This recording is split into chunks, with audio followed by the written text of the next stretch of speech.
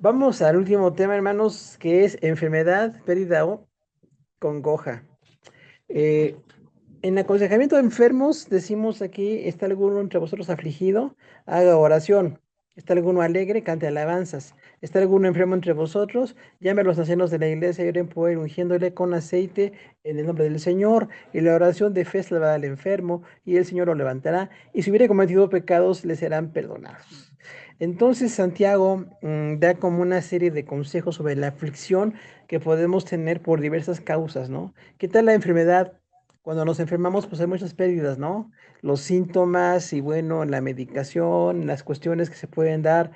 Bueno, aún en la enfermedad, ahí tenemos la ayuda de Dios. Por eso siempre decimos, si alguien se enferma, tiene que ir a los médicos. Por supuesto que sí, tiene que buscar ayuda, pero como iglesia nos toca la bendición de compartir la vida de los enfermos. Estamos con ellos, les escuchamos, les acercamos algo que necesiten, ¿no?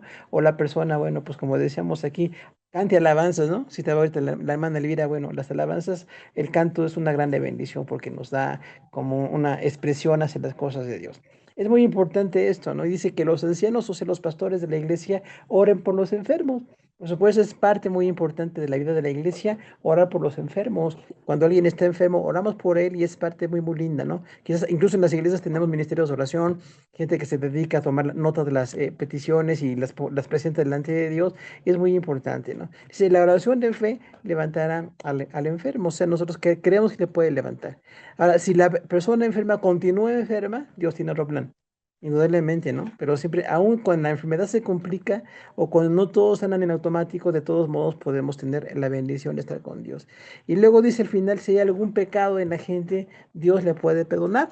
Por supuesto, cuando estamos enfermos, estamos muy quebrantados. Si hubiéramos cometido un pecado, entonces Dios nos puede perdonar. Ahora, no todos los enfermos han cometido algún pecado.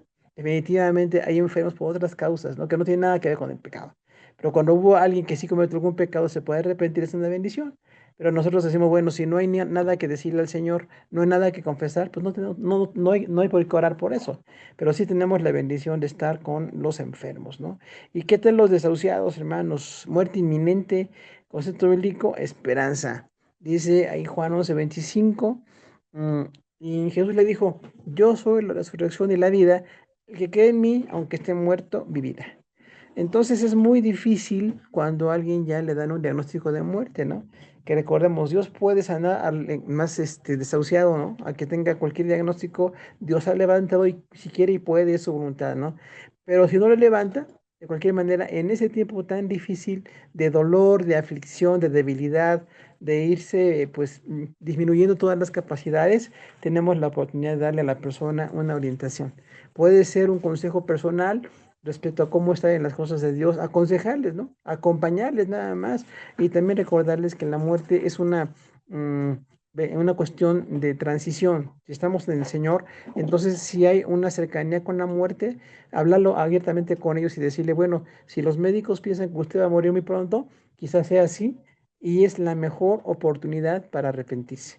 La mejor oportunidad para estar en las cosas de Dios. Y aquí tenemos dos sectores. Los no cristianos, pues no conocen las cosas de Dios. Sí tendríamos que darles el ABC, ¿no? Del Evangelio para que conozcan de Dios. Pero si hablamos con un cristiano, ya no tenemos que decirle eso, ¿no? Sino nada más ponernos a cuentas con Dios y Dios nos puede dar bendición. Porque por supuesto que si quisiéramos que la gente fuera sanada, pero al final de cuentas, pues todos vamos a morir. Y el proceso muchas veces es la enfermedad. Y aún la enfermedad terminal en este caso, ¿no? Entonces, cuando alguien está en esa cuestión ahí, tenemos que darle a la persona, pues, eh, la etapa de muestra de amor, muestra de cercanía y de empatía con ellos y de que son importantes. Y mientras estén con vida, nos tocan a nosotros. Cuando ya se los lleva el Señor, ya Dios se los llevó. Pero mientras estén aquí, hermano, nos toca a nosotros. Por eso es muy bueno que aprendamos a estar con los enfermos, a atenderles ahora con los cuidados que se tienen, ¿no?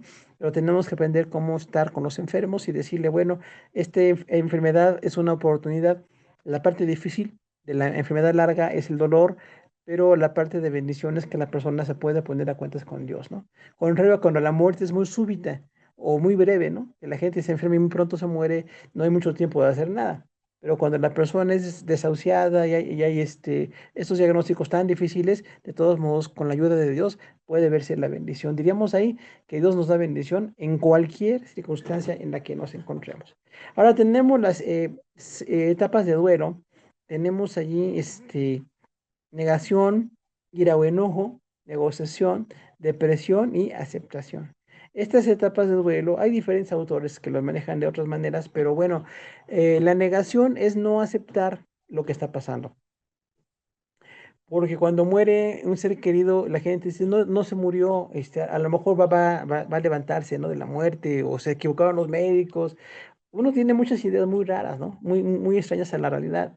Porque si la persona ya está clínicamente pues, determinado que murió, tenemos que ver qué hacemos, ¿no? Tenemos que orar y resolver situaciones y es mucho el dolor, pero mucha gente está en esa negación. O incluso también cuando no es la muerte de alguien, cuando es otra enfermedad o alguna situación que complica la vida, la gente lo está negando. Luego viene ira o enojo. Las personas nos enojamos mucho con Dios. Muchos incluso le reclaman a Dios o están enojados con otros, ¿no? ¿Por qué me pasa a mí? Cuando decimos ¿por qué me pasa a mí? La respuesta es, bueno, ¿y por qué no? Si no somos nada especial, ¿no? Todos somos creyentes, Dios nos ama, pero nos puede pasar cosas muy difíciles, igual de difíciles que a los no creyentes, o bueno, a veces tenemos cosas muy complicadas, pero cuando la gente tiene ira o enojo es como una muestra de inmadurez, porque realmente todos nos pueden pasar cosas que no queríamos que pasaran. La negociación es como tratar de acordar algo, como dar a cambio algo, ¿no? Pedirle a Dios que sane a alguien y nosotros vamos a consagrarnos, ¿no? ¿Cuántos dicen, ahora sí me voy a consagrar a Dios, ahora sí voy a ir a la iglesia, ahora sí voy a hacer esto? Están negociando. Es la mente de Jacob, ¿no? Cuando sale Jacob de la casa de sus padres, le dice a Dios, si tú me guardas, te voy a dar el diezmo de todo y te voy a bendecir. O sea, como que negocio con Dios. Porque nosotros no tenemos que negociar. Dios sabe lo que hace y qué dispone y qué no dispone. Y nosotros más bien aceptamos su voluntad. Pero en este caso hay como una negociación. La gente trata como de decir, bueno, ahora sí voy a cambiar, o si la persona que está muriendo, pues me enojé con él, le voy a pedir perdón, ya no voy a estar con él, ¿no? O cuando estamos en el matrimonio, ¿no? Ahora sí le voy a hacer caso. Decimos muchas cosas que no hicimos a tiempo. Y esto es la negociación, ¿no? Pero por supuesto, pues no está tampoco todavía llegando a la etapa donde debe llegar. La depresión es tristeza, como decimos, la tristeza normal por los duelos. Si me diagnostican una enfermedad y ya mi vida no va a ser igual, me amputan un miembro, o ya no voy a estar en el trabajo, o tengo una cuestión de mucho dolor, o un cáncer prolongado, ¿no? Que es terrible. Bueno, cuestiones muy difíciles, aún con eso tenemos que estar con un tipo de depresión normal. La depresión puede durar un tiempo, digamos, hay hasta 2 semanas, decían los médicos, no es más que dolor por lo que está pasando y es una depresión normal. Pero si ya se complica la depresión, se hace mucho más prolongada, entonces sí tenemos que buscar lo que dice la hermana Elvira, médicos especialistas que nos ayuden con esto. Porque la depresión entonces puede tener otras causas allí, ¿no? Y decía alguien, bueno, incluso cuando la gente llega a morir, el duelo por la muerte es hasta 2 años más o menos, ¿no? Aunque hay varios autores, pero bueno, decimos, si se murió alguien muy querido mío, voy a llorarlo hasta 2 años, ni menos ni más, porque cuando es menos, como que la gente rápido supera la muerte de alguien, pensamos que no había apego o amor, ¿no? Pero cada quien tiene sus reacciones o sus apegos o cómo reacciona ante esto, ¿no? Pero tenemos que hablar de esa tristeza hasta 2 años, que alguien murió y queríamos mucho y bueno, pues seguimos tristes, ¿no? Seguimos llorando, nos seguimos sintiendo muy tristes por su ausencia, ¿no? Y ya llegamos al siguiente nivel que es la aceptación. Y en la aceptación la persona, bueno, se da cuenta de que hay pérdidas. Si se habla de algo terminal, alguien va a morir, bueno, pues nos da mucho dolor, pero va a morir. Tenemos ya el diagnóstico, ¿no? Y no nos gusta, pero tiene que hacerse. O si nos afecta algo en lo físico, personal o familiar, bueno, vemos cómo salimos adelante, ¿no? Cómo lo podemos resolver, porque Dios nos ayuda en medio de todas esas cosas. Hay que abrazar la voluntad de Dios. Y ahí es donde tenemos la tanatología, que es una ciencia muy, más o menos reciente, que viene de la palabra tanatos, que es separación. Tenemos aquí algunas cosas. Dos luces, dolor, luto, lujiere y son pérdidas. Cuando tenemos pérdidas pueden ser de la salud, pérdidas de la paz, pérdidas de afectos o pérdidas de personas. Son las cuatro pérdidas. Pérdida de salud, bueno, nos enfermamos. Pérdida de la paz, con un problema muy fuerte que no podemos resolver. Pérdida de afectos, cuando ya estamos distanciados de las personas que nos parecen muy importantes, ¿no? O perdemos personas, cuando alguien muere, ¿no? Y ahí tenemos, pues, desde todas las edades, desde niños que mueren hasta ancianos, entonces tenemos muchos lutos. Ahora, en el acompañamiento del duelo, la tanatología es un campo que busca entender y acompañar a las personas en el proceso de bien morir y el proceso de duelo, con el objetivo de promover una muerte más digna y un duelo más saludable. Entonces decimos, esto hacen los tanatólogos, ¿no? Dicen, bueno, no se quita el dolor, pero lo que pasa es que aprendemos cómo manejarlo de manera más inteligente, un poquito más relajado, un poquito más inteligente el asunto, porque a veces el dolor hace que perdamos, ¿no? Las ideas y las expectativas. Entonces hay que entender y acompañar a las personas. Es muy difícil la muerte, es muy difícil, pues, las pérdidas que tenemos, que son muchas, ¿no? La sociedad pierde muchas cosas el día de hoy, la gente estamos siempre con alguna pérdida. Pero es ahí donde tenemos que ver que es un proceso. Y decirle, bueno, este proceso de duelo inicia, se desarrolla y termina. O sea, el duelo va a tener una etapa de la vida porque lo vamos a pasar todos, y dice, hay que proveer una vida más digna y un duelo más saludable, o sea, que las personas no pierdan dignidad, incluso los enfermos terminales, ¿no? Que a veces decimos que tengan calidad de vida, porque no nada más es que los queremos tener con nosotros. Y ahí tenemos las tareas para superar el duelo. Las personas deben ocuparse en su recuperación. Y esto es resiliencia, ¿no? Como que esperar resolverlo de la manera más inteligente, de la manera más constructiva, de la manera más positiva, ir añadiéndole lo positivo en medio de lo negativo. Y hay 4 etapas de recuperación del duelo. Número 1, aceptar la realidad de la pérdida, o sea, es la aceptación. Perdimos a alguien, un ser querido, a nuestra salud, algo que era valioso para nosotros, bueno, ya lo entendimos.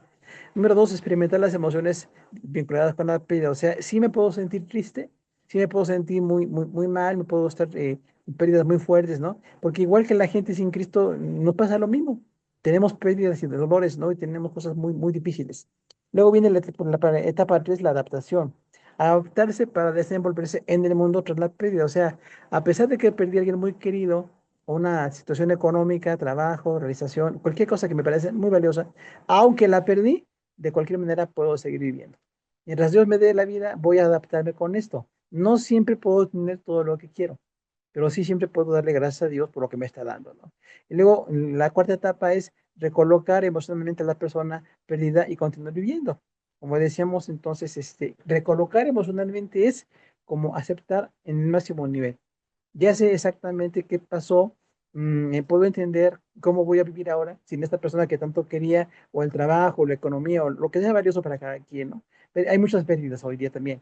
Entonces, ¿cómo puedo seguir viviendo? Y esto yo lo tengo como una ya aceptación total. Ya entendí hasta dónde puedo llegar. Bueno, hermanos, pues terminamos nuestro tema. No sé si hay alguien que tenga algún comentario.